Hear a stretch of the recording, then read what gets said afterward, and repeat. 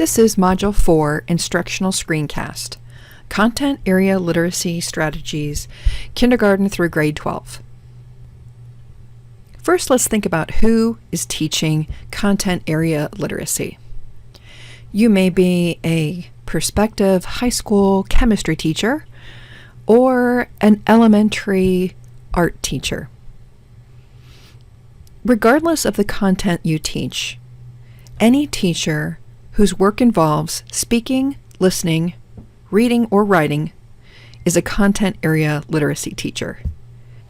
Earlier in this module, you had the opportunity to visit the Yale Center for Dyslexia and Creativity. The assignment was to review the signs of dyslexia for particular grade and age levels that you may be interested in teaching. The idea is to get you thinking about the difficulties that dyslexic readers that you'll be working with bring to your content area classroom. The second thing you completed was a reading entitled How One School Got It Right. In this segment of a graduation address, Dylan describes scenes from his literacy life and helps us think about the ways in which teachers and schools can support dyslexic readers. We're going to build upon these two pieces of background to think specifically about the ways that content area teachers can support students in their classrooms. I would suggest you might want to go back to the Yale Center for Dyslexia and Creativity, and under the For Educators tab, look through some of the informative content and links that might specifically apply to your instructional area. In this screencast, we're going to think about some general, overarching techniques that you can apply whether you're a high school chemistry teacher or an elementary art teacher. Let's think about 5 strategies for content area literacy teachers. First, it's going to be important to learn about your students. In the How One School Got It Right piece, Dylan describes how teachers' understanding of his dyslexia helped him make a way in classrooms, helped communicate his disability to fellow students, and helped him come up with strategies for doing reading-writing work in the classroom. For example, you'll remember that in high school, Dylan described having notes that he couldn't read, but depending on a partner who took notes that he could read. As a content area teacher, it will be important for you to learn about your students' dyslexia evaluation. What are the students' strengths? What accommodations does the reading intervention specialist suggest you incorporate into content area classrooms? The more you know about what your student can do and what challenges that student, the better you can accommodate those tasks. Second strategy, provide independent level texts for independent work, including homework, silent reading, read aloud texts. What is an independent level text? Well, let's first think about how texts are leveled. Here we have an example of a text called Getting Dressed, and you can see this is a very simple text. In many elementary schools, we level texts along a gradient of A to Z. And here's how those gradients relate to grade level expectations. Level A texts would be typical in kindergarten and first grade classrooms. Here's a level J text. As we can see, level J texts are typically read at the end of first grade and the beginning and middle of second grade. Now, what makes these two texts different in level? Several features influence the difficulty of a text. The number of words on a page, the number of words in the entire text, the repetition of words in a text. So, for example, this book may have 16 words, but half of the words, one word on every page, is the word my, making this a very accessible text. Text leveling is also dependent on the type and number of sight words in a text. Sight words are those high-frequency words that readers need to be able to automatically recall. Complexity of sentence structure. This level A text is very simple. My socks, my boots. The texts in level J do not have this repeated pattern. The complexity of the sentence structure makes the text more difficult. For early readers, especially font can be an issue. Typeset letters or words displayed in unusual places on the text can make it more challenging. Layout, having the text underneath the picture, allows the reader to look at the picture while reading the text. Picture support. In this level A book, the only thing that changes on each page is the article of clothing the little girl is putting on. The picture is highly supportive. In this level J text, the picture is decorative as opposed to helping the reader decode the text. All of these features, all of these aspects are considered in leveling texts.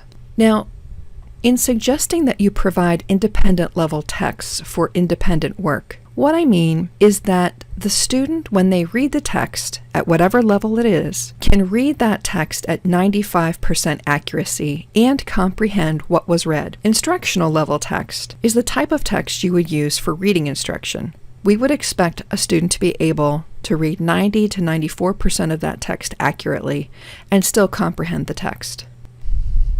This means that 10% of the text will be a bit challenging for the student and will give the teacher an opportunity to teach some strategies. A frustrational level text is any text that the student can read with less than 90% accuracy. When a student can read less than 90% of the text accurately, meaning is lost. This percentage often surprises teachers. In order for students to independently read text and understand it, they must decode 95% of that text accurately.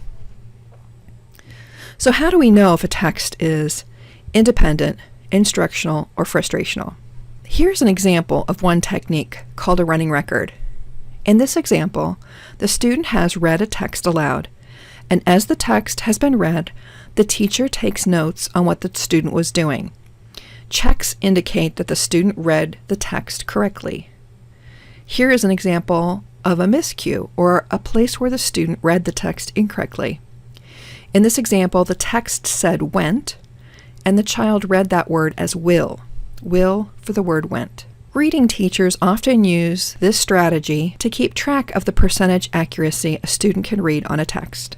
Here we see that this student could read a level D text at 97% accuracy. Assuming the student could comprehend the text, that would make this text an independent level text. So how do we find if our 7th grade science textbook is at an independent level for our dyslexic student? One strategy would be to select a 100-word sample of the text. Ask the student to read that text out loud, and just keep track of the number of words that the student struggles with. In a 100-word sample, if the student struggles with more than 5 words, that student is able to read less than 95% accurately. Another way that we can determine the level of a text is to use a Lexile scale. Many commercially produced products, including fiction, nonfiction, as well as content area textbooks, will include the Lexile range of the text. Here's a quick discussion of what Lexile is.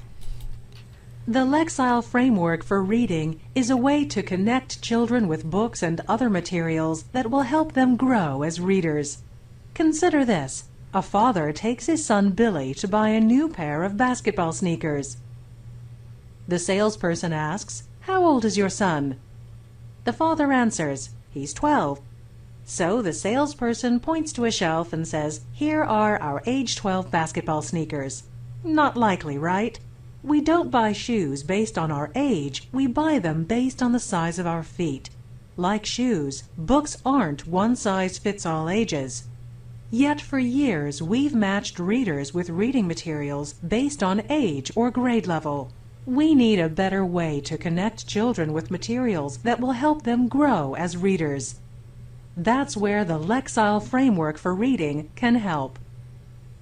When shoe shopping, the scale used to measure Billy's foot tells you his shoe size, not his age.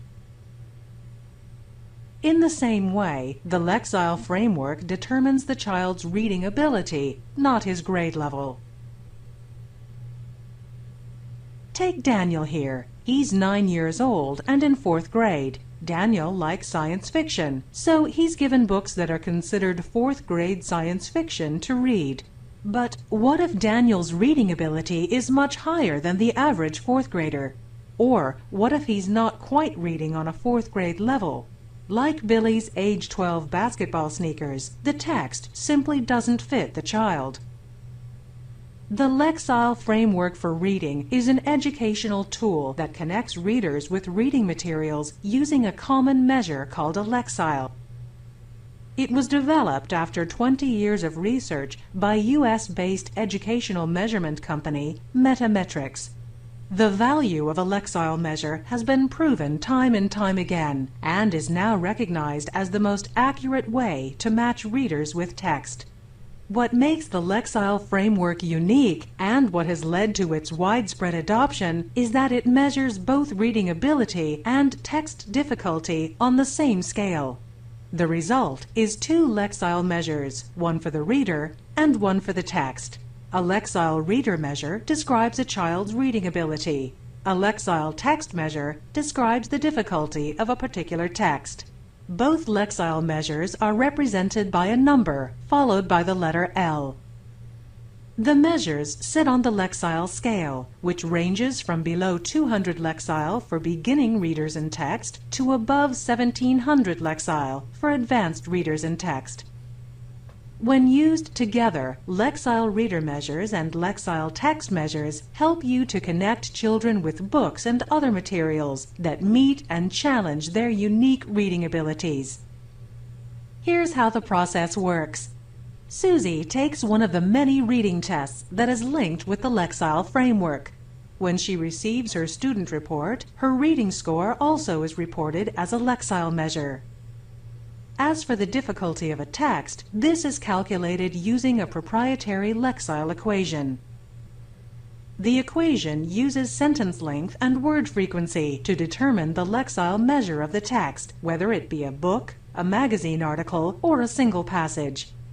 When you know Susie's Lexile measure, you can use it to connect her with books in her Lexile range, about 50 Lexile above and 100 Lexile below her Lexile measure.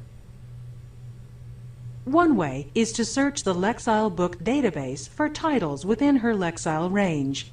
Susie also has told us what topics she likes to read about, so we can enter that information too. Within seconds, Susie has a list of suggested books that is completely personalized to her reading ability and interests. She then can look for those books at her local library or bookstore. All in all, it's a quick and easy process with an unbelievably powerful outcome. But Lexile measures provide more than a way to pick the right book for a child to read. They are powerful tools for targeting instruction and improving achievement across all grade levels and subjects.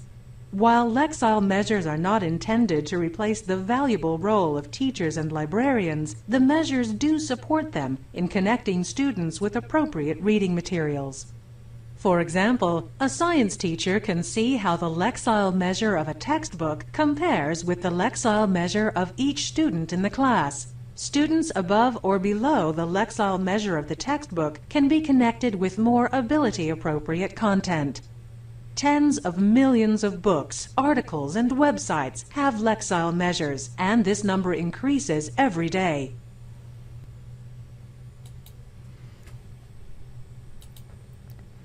So your students will probably have taken some form of standardized reading achievement test. Here's the Stanford reading test. And that reading test will report the student's ability to read as an estimated Lexile level. So this student can read, he's in the 4th grade, and this student is reading 730 Lexile. And so as a content area reading teacher, you would want to make sure that your textbook was in that range. Most textbooks come marked with the Lexile range. If your textbook does not, or you're using an online source, a website, or primary resource documents, and you want to analyze the level of that text, you can go to https://lexile.com/analyzer, and you'll see this screen. There are 5 easy steps for you to capture the text that you're using in your class and submit it for a Lexile analysis. All for free. You just need to sign up for a free Lexile account to do this process. So these are the ways that you can determine what level of text your student can read independently. Now, that text should be used for work that is independent. That means work where the teacher is not able to help the student decode the text. That means homework assignments, as well as the reading and studying of class notes, independent seat work, or any kind of searching or reading of online resources. Any of these pieces of material could be put into that Lexile leveler to see if it's really the level of text the student can read independently. If not, the teacher might need to make some accommodations to make that content accessible in a different way. Strategy number 3. Directly teach new concept vocabulary. There are a few ways to do this. In directly teaching the concept vocabulary, you might show students how the text itself provides definitions. You may want to create an anchor chart to review concept vocabulary. Or here's an example of a teacher who has helped students create their own concept vocabulary for a content course. Directly teaching new concept vocabulary will help students access those difficult words in the text. Number 4, provide extended time on literacy tasks, including seat work, homework, and tests that require reading and writing. It will be very helpful for dyslexic readers to have the time they need to work through content texts. And number 5, accommodate content area literacy tasks in ways that ensure the student still has access to content. For example, if students have a difficult time writing down notes from a teacher's PowerPoint presentation, the teacher might make the writing task easier by providing the students an empty outline so that some of the text is provided to the student and there are blanks where the student can fill in information from the presentation. The note-taking process is still interactive. The student needs to listen and contribute to the note-taking, but some of the text has already been recorded, minimizing the amount of text the student needs to write. If a student has a difficult time reading your content area textbook, perhaps the Lexile level is way above what they can independently read, the teacher could provide an audio version of the text. Perhaps the teacher reads the text into Audacity, creating a digital file that can be emailed to the student. The student can listen to the text while they follow along. Or the teacher could record the text into a recorder for the student to play back. Either way, the student is still accessing the same content as the rest of the members of the class, even though they don't have to decode the text. Dyslexic readers sometimes have difficulty recording their thoughts in text. If dysgraphia is a problem, perhaps the student, instead of rewriting the text so that it is legible, perhaps the student could word process the text so that if a mistake is typed, that one part can easily be addressed without recreating the whole. There are a number of speech-to-text software programs that students could read their ideas into a microphone and have the text generated by the program. These techniques would help students demonstrate understanding.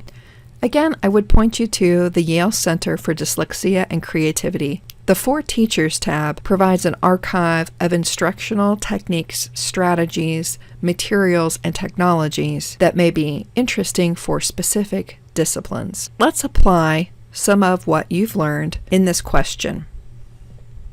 In order to help a dyslexic reader manage stress associated with literacy work, a teacher could read these 5 options and see which one you think is correct. Pause the screencast to give yourself time to read. Let's look at this together. Excuse the student from all reading and writing tasks assigned in the class. If we excuse the student from reading the text while the rest of the class reads this text, the student is denied access to that content.